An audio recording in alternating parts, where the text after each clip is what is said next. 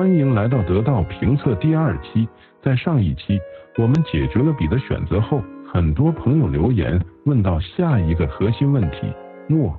市面上方便快速的墨汁和充满仪式感的传统研墨，到底该怎么选？它们的差别真的只是方便而已吗？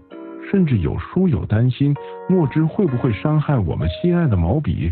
今天我们就来一次终极对决，彻底解开墨的奥秘。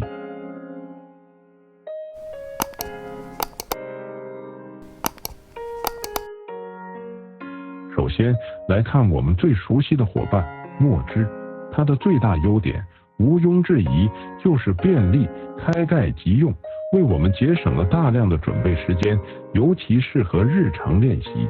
但便利的背后有2个我们必须了解的关键点。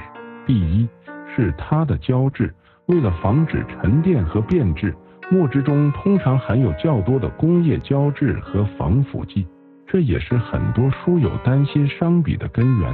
第二是它的色泽，大家看，高品质的墨汁色泽有黑，但相对来说比较单一平面。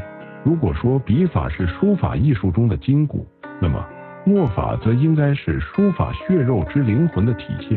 中国是墨的故乡，自古就有制墨、始墨的规则，从墨丸到墨定再到墨汁，从松烟到油烟墨，无不体现着墨法的精奥。本频道有专门介绍墨的制作，以及书法用墨不只是黑白之分，这7种方法如何变化无穷，影片连接在本影片的描述栏，请点击来观看。好了，我们来实战。首先用墨汁，大家注意看线条的边缘非常清晰，但略显死板，在表现飞白、枯笔等效果时，由于胶质较重，难度会比较大。整体看，字体黑亮，但缺少内在的层次感。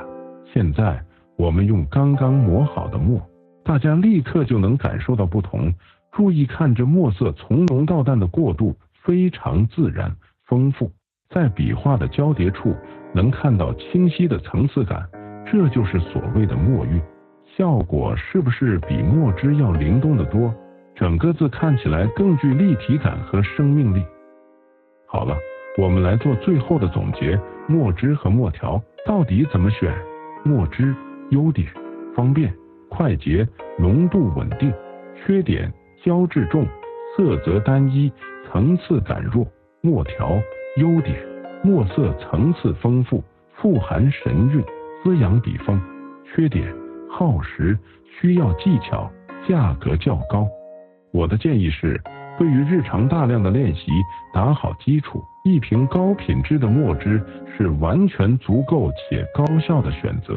但如果您要进行正式的作品创作，或是希望在书写中体会更深层次的墨韵变化与心境合一，那么把心静下来，为自己研一池好墨，那份体验与最终呈现的效果是任何墨汁都无法取代的。希望今天的得到评测能帮助您在墨的选择上不再迷茫。如果您觉得这期内容对您有帮助，请一定记得点赞并订阅得到书法，您的支持是我们持续创作的动力。最后想问问大家，您是墨汁派还是磨墨派？或者您有什么独家的用墨心得，请在下方的留言区分享，让我们一起交流。我们下期再见。